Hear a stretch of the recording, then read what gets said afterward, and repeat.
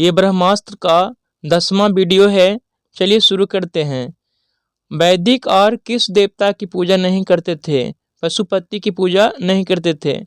वैदिक और इंद्र, मरुत एवं वरुण की पूजा करते थे, लेकिन पशुपति की पूजा नहीं करते थे। पशुपति की पूजा सिंधु सभ्यता काल में होती थी। वेदांग के अंतर्गत कौन कौन आते थे? तो वेदांग, कल्प, शिक्षा, निरुक्त, व्याकरण, छंद, ज्योतिष, ये वेदांग के अंतर्गत आते हैं। वेदांग की संख्या 6 है। जैसे शिक्षा, कल्प, व्याकरण, निरुक्त, छंद एवं ज्योतिष। पाणिनि की रचना अष्टाध्यायी व्याकरण के सबसे प्राचीन पुस्तक मानी जाती है। सांख्य दर्शन प्रतिपादित किया गया था कपिल के द्वारा। सांख्य दर्शन के प्रतिपादक कपिल मुनि थे। सांख्य दर्शन सबसे प्राचीन दर्शन है। इसके तहत प्रकृति की महत्ता पर बल दी गई है। न्याय दर्शन के प्रतिपादक गौतम थे। योग दर्शन के प्रतिपादक पतंजलि, पूर्व मीमांसा के प्रतिपादक जैमिनी और उत्तरी मीमांसा के प्रतिपादक कौन थे? बदरायन थे। और वैश्विक दर्शन के प्रतिपादक कनाद या उल्क थे। कौन?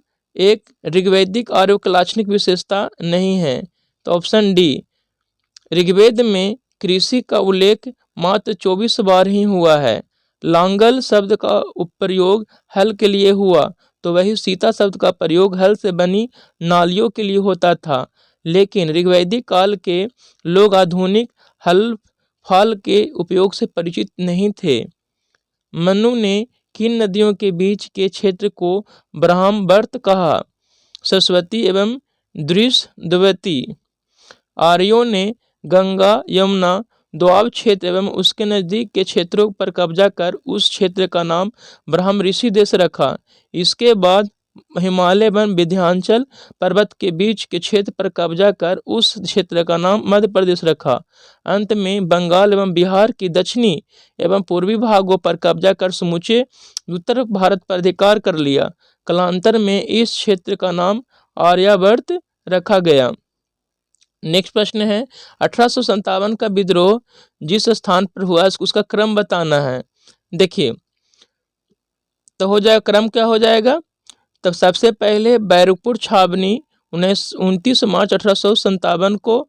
उसके बाद फिर कहाँ हुआ? मेरठ में 10 मई 1857, फिर दिल्ली में 12 मई 1857 और झांसी में जून 1857 को। बैरकपुर छावनी से 1857 के विद्रोह की शुरुआत 29 मार्च 1857 को हुई। 10 मई 1857 को मेरठ से विद्रोह की शुरुआत हुई थी।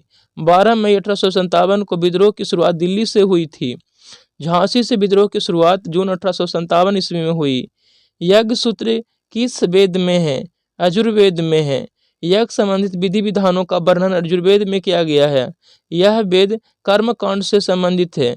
यजुर्वेद की रचना गद्य एवं पद में की गई है। आरंभिक वैदिक काल में समिति थी। समिति क्या थी? लोकप्रिय सभा या असेंबली थी।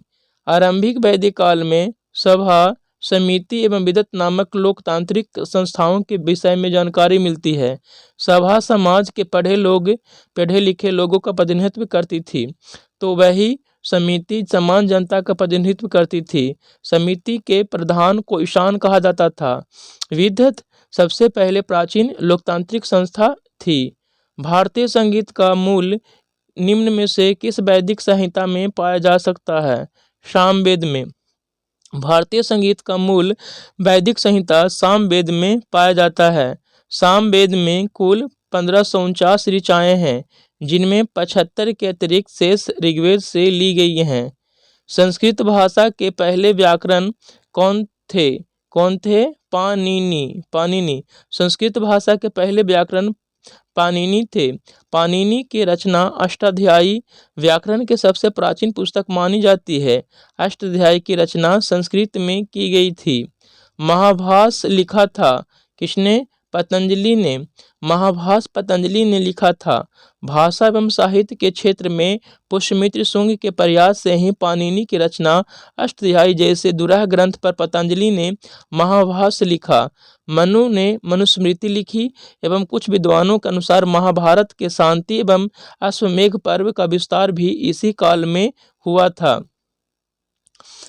नेक्स्ट प्रश्न है, ऋतुएं निम्नलिखित कारण किसके कारण होती हैं? तो सूर्य के चारों ओर पृथ्वी के परिक्रमण और पृथ्वी का अक्ष के 66.5 डिग्री से अनंत से हैं। पृथ्वी पर दिन रात छोटे बड़े ऋतु के परिवर्तन का कारण पृथ्वी के परिक्रमण गति एवं पृथ्वी के अक्ष के साथ 66.5 डिग्री का कोण बनाना है। पृथ्वी का अक्ष किस समतल पर कितना झुका हुआ होगा? 66.5 डिग्री। पृथ्वी अपने अक्ष पर 23 डिग्री झुका हुआ है, जबकि पृथ्वी अपने कक्ष पर यानी ऑर्बिट पर 66.5 डिग्री झुका हुआ है। पृथ्वी अपने अक्ष पर झुकी हुई है। यह अपने अक्ष तल पर कितने अंश का कोण बनाती है? तो 23 डिग्री। पृथ्वी अपने अक्ष तल पर 23 डिग्री, जबकि कक्ष तल बोलेगा तो कितना हो जाएगा? 66 डिग्री। पृथ्वी अपने अक्ष पर झुकी हुई है, इसी कारण दिन रात होते हैं। पृथ्वी का ध्रुवीय व्यास एवं विषुवत रेखीय व्यास में कितना कम है, यानी कितना का अंतर है? 43 किलोमीटर का। पृथ्वी का विषुवतीय व्यास 12,756 किलोमीटर है। पृथ्वी का ध्रुवीय व्यास 12,714 किलोमीटर है। पृथ्वी का विषुवतीय एवं ध्रुवीय व्यास का अंतर 43 किलोमीटर है। सितंबर को मनाया जाता है शरद विषुव। सितंबर महीने के 23 तारीख को शरद विषुव मनाया जाता है। इस दिन पूरी पृथ्वी पर दिन रात बराबर होता है। 21 मार्च को वसंत विषुव मनाया जाता है। 21 जून को ग्रीष्म संक्रांति कहते हैं, क्योंकि इस दिन सूर्य कर्क रेखा पर सीधा चमकता है। 22 दिसंबर को शीत संक्रांति या मकर संक्रांति कहा जाता है। इस दिन मकर रेखा पर सूर्य की किरणें लंबवत पड़ती हैं। दिसंबर 23 को सूर्य ठीक ऊपर होता है। इसमें उत्तरी शीतोष्ण कटिबंध में शीत ऋतु होती है। तो किसके ऊपर रहता है? मकर रेखा के ऊपर रहता है सूर्य। 23 या 22 दिसंबर को सूर्य मकर रेखा के ठीक ऊपर होता है। इससे उत्तरी गोलार्ध में शीत ऋतु होता है, दक्षिणी गोलार्ध में ग्रीष्म ऋतु होता है। इस तिथि को दक्षिणी गोलार्ध में दिन बड़ा और रात छोटी होती हैं। IST और GMT के बीच में समय का अंतर कितना है? 5.5 घंटा। भारतीय मानक समय रेखा और ग्रीनविच मीन टाइम में 5.5 घंटे का अंतर होता है। चूँकि भारतीय मानक समय की गणना 82.5 डिग्री पूर्वी देशांतर से की जाती है, यह रेखा ग्रीनविच औसत समय से पूर्व है, इसीलिए भारत का समय GMT से 5.5 घंटा आगे है। अगर 150 डिग्री पश्चिमी देशांतर पर शाम के 4 बजे हैं, तो 150 डिग्री पूर्वी देशांतर पर क्या समय होगा? दोपहर 12 बजे मंगलवार हो जाएगा। 150 डिग्री पूर्वी देशांतर एक दिन पहले दोपहर 12 बजे का समय होगा। 150 डिग्री पश्चिमी देशांतर और प्लस 150 डिग्री पूर्वी देशांतर, टोटल कितना देशांतर हो गया? तो 300 देशांतर हो गया। 1 डिग्री देशांतर पार करने में 4 मिनट का समय लगता है।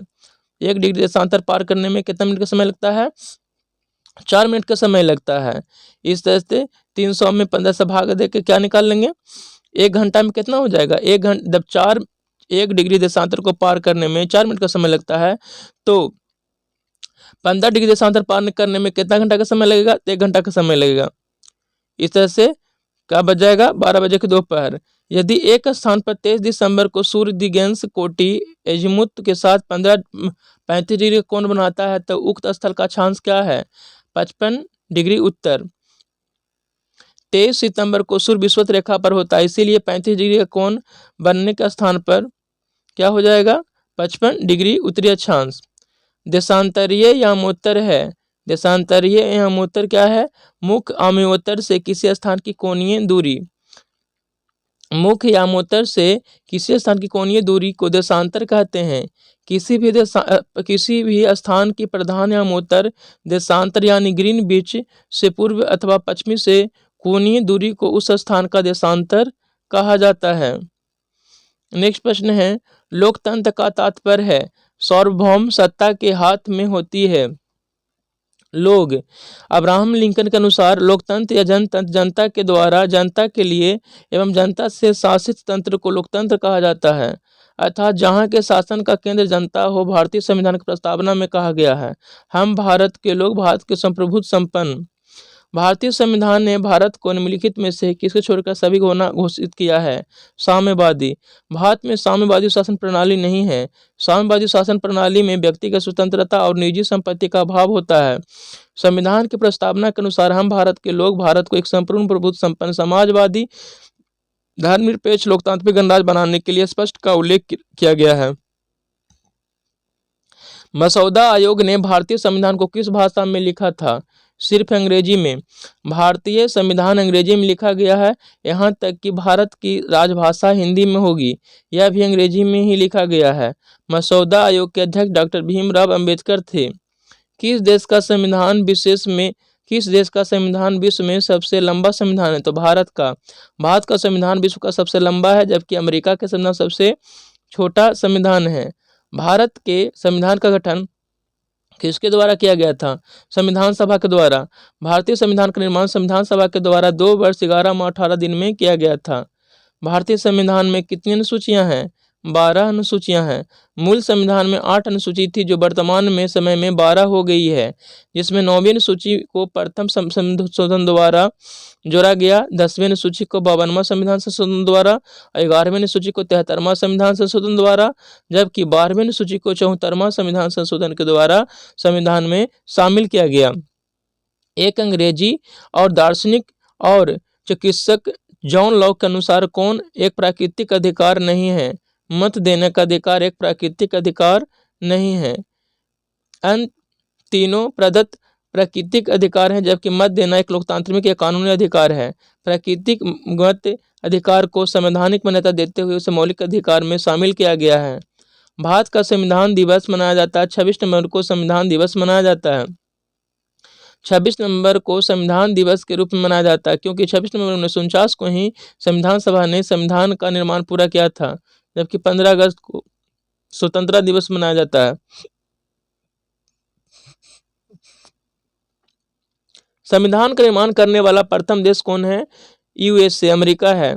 आधुनिक विश्व का प्रथम संविधान संयुक्त राज्य अमेरिका के द्वारा तैयार किया गया, 4 मार्च 1789 को लागू किया गया और निर्माण 19 सितंबर 1787 को प्रारंभ हुआ था।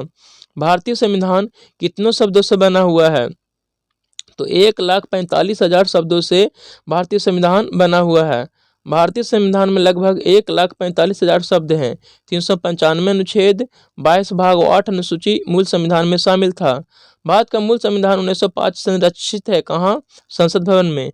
मूल संविधान जिसे बेनेगल नरसिंह सिंह राव ने लिखा, उसका मूल प्रति संसद भवन के पुस्तकालय में रखा गया है। भारत का मूल संविधान कहाँ प्रकाशित किया गया था? दिल्ली में। मूल संविधान का प्रकाशन नई दिल्ली में किया गया था। वेस्टमिंस्टर संसदीय प्रणाली कहाँ विकसित किया गया था? तो यूके में। आधुनिक संसदीय प्रणाली का जनक इंग्लैंड को माना गया है, वहां से ही मंत्री या विभागीय प्रणाली का प्रारंभ हुआ। संविधान सभा के पहले अस्थायी अध्यक्ष कौन थे? डॉक्टर सच्चिदानंद सिन्हा। संविधान सभा की पहली बैठक 9 दिसंबर 1946 को हुई थी, जिसमें डॉक्टर सच्चिदानंद सिन्हा संविधान सभा के अस्थायी अध्यक्ष चुने गए, जबकि 11 दिसंबर 1946 को डॉक्टर राजेंद्र प्रसाद संविधान सभा के परमानेंट अध्यक्ष अस्थायी अध्यक्ष बन गए। किस प्रकार की सरकार ने ईश्वर के नाम पर पुजारी शासन करते हैं? धर्मतंत्र में। नेक्स्ट प्रश्न है, विटामिन सी है कौन है? विटामिन सी किसे कहा जाता है? स्कॉर्बिक एसिड को विटामिन सी कहा जाता है। विटामिन डी को कैल्सीफेरॉल और विटामिन ई को टेकोफेरॉल के नाम से जाना जाता है। विटामिन सी का रासायनिक नाम स्कॉर्बिक एसिड है। विटामिन ए का सबसे अच्छा स्रोत कौन है? तो गाजर है। विटामिन ए का उत्कृष्ट स्रोत गाजर है। शहद में फ्रुक्टोज पाया जाता है, ये प्राकृतिक रूप से सबसे मीठा होता है। खट्टे फल में विटामिन सी पाया जाता है। कार्बोहाइड्रेट का पाचन होता है, तो इमाइलोप्सिन द्वारा पाचन होता है। कार्बोहाइड्रेट का पाचन इम्लोइप्सिन द्वारा होता है, यह अग्नाशय से स्रावित होता है। इरेप्सिन, यह छोटी आंत से स्रावित होता है। प्रोटीन को पेप्टोन्स में तथा पॉलीपेप्टाइड्स को एमिनो एसिड में परिवर्तित करता है। पेप्सिन अमाशय में स्रावित होता है, यह प्रोटीन को पेप्टोन्स में परिवर्तित करता है। खरगोश में दांत होते हैं, क्या होते हैं? थिकोडोंट होते हैं। खरगोश के दांत थिकोडोंट प्रकार के होते हैं। वायरस को सजीव कहा जाता है क्योंकि ये संख्या में बढ़ सकते हैं। वायरस को सजीव कहा जाता है क्योंकि ये संख्या में बढ़ सकते हैं। एक तिलहन है, कौन है? राई एक तिलहन है। राई एक तिलहन है। वायरस रोग इन्फ्लुएंजा, इन्फ्लुएंजा वायरस से होता है। नेक्स्ट प्रश्न है, इसका डिस्कशन देख लेते हैं। वायरस रोग इन्फ्लुएंजा, इन्फ्लुएंजा किससे होता है? तो वायरस से होता है। इसे फ्लू भी कहते हैं।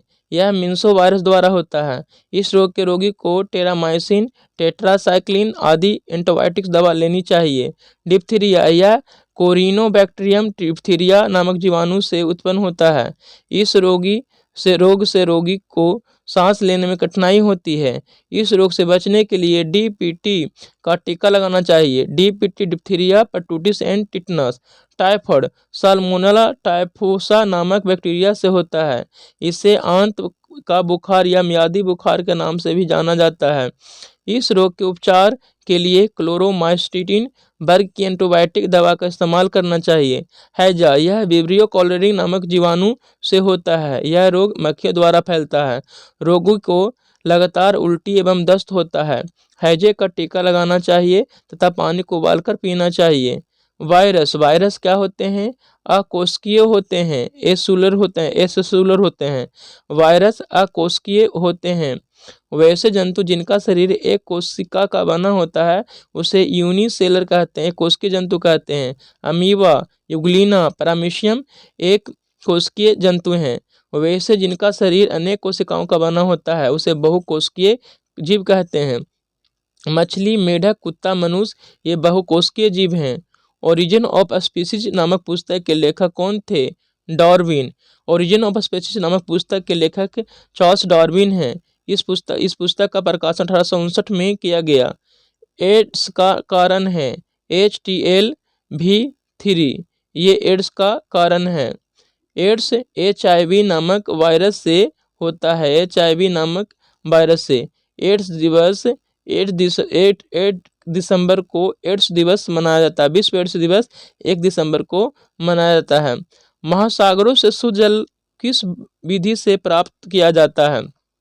आसमन विधि से। किस विधि से? आसमन विधि से। महासागरों में शुद्ध जल आसमन विधि से प्राप्त होता है। जब द्रव को गर्म किया जाता है तो वह वाष्प में परिवर्तित हो जाता है। जब वाष्प को ठंडा किया जाता है तो पुनः जल में परिवर्तित हो जाता है। इसी क्रिया को आसमन कहते हैं। किस प्रक्रम से समुद्र जल को सामान्यतः लवण प्राप्त किया जाता है? तो वाष्पीकरण के द्वारा। वाष्पीकरण से समुद्र जल से सामान्यतः लवण प्राप्त किया जाता है। साधारण ताप पर गर्म करने पर जब द्रव वाष्प में बदलता है तो ऐसी क्रिया को वाष्पीकरण कहते हैं। ऊर्ध्वपातन सब्लिमेशन, जब ठोस को गर्म किया जाता है तो वाष्प में परिवर्तित होता है तथा जब वाष्प को ठंडा किया जाता है तो पुनः ठोस में परिवर्तित होता है।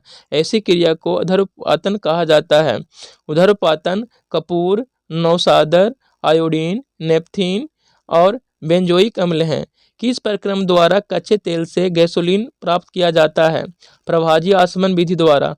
प्रभाजी आसमन द्वारा कच्चे तेल से गैसोलीन प्राप्त किया जाता है। कठोर जल को उबालने के लिए इस्तेमाल में लाए जाने वाले विद्युत उपकरण के तापन अवयव पर जमने वाली सफ़ेद परत क्या होता है? कैल्शियम तथा मैग्नीशियम का लवण। कठोर जल को उबालने के लिए इस्तेमाल में लाए जाने वाले विद्युत उपकरण का तापन अवयव पर जमने वाली सफ़ेद परत कैल्शियम तथा मैग्नीशियम का लवण होता है। कपड़े धोने का वाला सोडा क्या है? जल योजित सोडियम कार्बोनेट है। सोडियम कार्बोनेट Na2CO3 को कपड़ा धोने वाला सोडा कहा जाता है। समान लवण कौन है? सोडियम क्लोराइड क्या है? समान लवण है। समान लवण सोडियम क्लोराइड NaCl है। मैग्नीशियम कार्बोनेट MaGCO3 को मैग्नेसाइट भी कहा जाता है। इसका उपयोग छपाई की स्याही, दंत मंजन, चेहरे पर लगाने वाले पाउडर इत्यादि बनाने में उपयोग होता है। यह पेट की अम्लीयता दूर करने में काम आता है। कठोर जल साबुन के साथ अच्छी तरह झाग क्यों नहीं देता है? इसमें कैल्शियम तथा मैग्नीशियम के कार्बोनेट होते हैं। कैल्शियम तथा मैग्नीशियम के कार्बोनेट के कारण कठोर जल साबुन की साथ अच्छी तरह से झाग उत्पन्न नहीं करता। चट्टानों पर गुजरने के बाद जल निम्नलिखित में से क्या घुल जाने पर कठोर हो जाता है? Calcium carbonate. चट्टानों पर गुजरने के बाद जल में कैल्शियम कार्बोनेट घुल जाने के कारण जल कठोर हो जाता है। एक तत्व एक दूसरे तत्व में बदलने का प्रक्रम क्या कहलाता है? तत्वांतर, ट्रांसम्यूटेशन कहलाता है। तत्वांतर की प्रक्रिया द्वारा एक तत्व से दूसरे तत्व में बदला जाता है। वे तत्व जो स्वयं विखंडित होकर अल्फा, बीटा और गामा किरण निकालते हैं रेडियो सक्रिय तत्व कहा जाते हैं एवं ऐसी घटना को रेडियो सक्रिय कहते हैं, सक्रियता कहते हैं। इसकी खोज रेडियो सक्रियता की खोज हेनरी बेकुरल ने 1886 ईस्वी में किया था। किसी रेडियो सक्रिय तत्व का अंतिम उत्पाद सीसा होता है। रेडियम की खोज मैडम क्यूरी के द्वारा किया गया था। बेकिंग सोडा का रासायनिक नाम सोडियम बाइकार्बोनेट है। इसी को खाने वाला सोडा कहा जाता है। तापमान के केल्विन पैमाने पर जल का क्वथनांक 373 होता है। तापमान के केल्विन पैमाने पर जल का क्वथनांक 373 होता है। क्वथनांक जिस निश्चितता पर कोई द्रव वाष्प में बदलता है उसे क्वथनांक कहा जाता है। जल का बॉइलिंग पॉइंट 100 डिग्री सेल्सियस होता है। विद्युत परिपथ में संधारित्र का प्रयोग विद्युत आवेश के संग्रहण हेतु करते हैं। विद्युत परिपथ में संधारित्र, कैपेसिटर, कंडेंसर का प्रयोग विद्युत आवेश के संग्रहण हेतु करते हैं। कौन इसमें अर्धचालक है? सिलिकॉन अर्धचालक है। कौन विद्युत धारा के चुंबकीय प्रभाव पर आधारित नहीं है? कार्बन माइक्रोफोन चुंबकीय प्रभाव पर आधारित नहीं है। विद्युत धारा के चुंबकीय प्रभाव पर कार्बन माइक्रोफोन आधारित नहीं होता है। कौन नर्म लोहे पर आकर्षण बल का प्रयोग करता है? कौन करता है? Telephone receiver. टेलीफोन रिसीवर नर्म लोहे पर आकर्षण बल का प्रयोग करता है। निम्नलिखित में कौन सी युक्ति विद्युत ऊर्जा को यांत्रिक ऊर्जा में परिवर्तित करती है? विद्युत मोटर। विद्युत मोटर विद्युत ऊर्जा को यांत्रिक ऊर्जा में परिवर्तित करता है। यह विद्युत प्रेरण के सिद्धांत पर कार्य नहीं करता। डायनमो यांत्रिक ऊर्जा को विद्युत ऊर्जा में परिवर्तित करता है। यह विद्युत चुम्बकीय तरंग प्रेरण के सिद्धांत पर कार्य करता है। विद्युत मोटर में उसके प्रारंभन के उपरांत मोटर की गति के समान हो जाने पर इसमें प्रवाहित धारा प्रारंभ धारा से क्या होती है? कम होती है। विद्युत मोटर में इसके प्रारंभन के उपरांत मोटर की गति के समान हो जाने पर इसमें प्रवाहित धारा प्रारंभ धारा से कम होती है। लाउड स्पीकर में ऊर्जा का परिवर्तन विद्युत से यांत्रिक तत्पात ध्वनि ऊर्जा में होता है। लाउड स्पीकर में ऊर्जा का परिवर्तन विद्युत से यांत्रिक, उसके बाद ध्वनि ऊर्जा में होता है।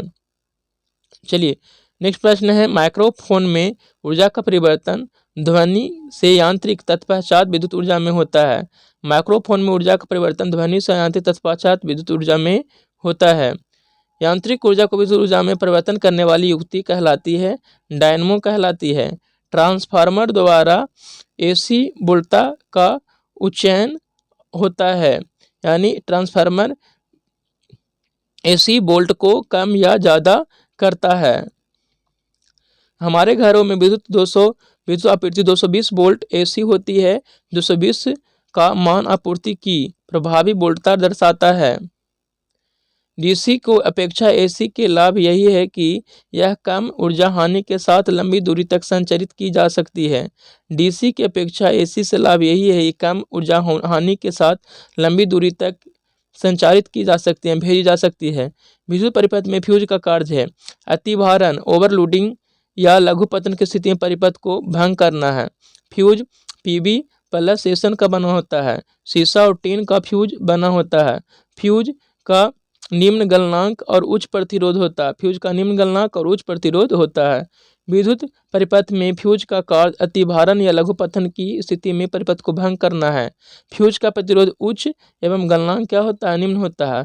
फ्यूज टीन एवं शीशा का बना मिश्र धातु है। चलिए इस तरह से ये ब्रह्मास्त्र का वीडियो समाप्त हो गया। आप लोग इसे प्रतिदिन सुनते रहिए, आप लोग को धीरे धीरे रिवीजन होते रहेगा। धन्यवाद।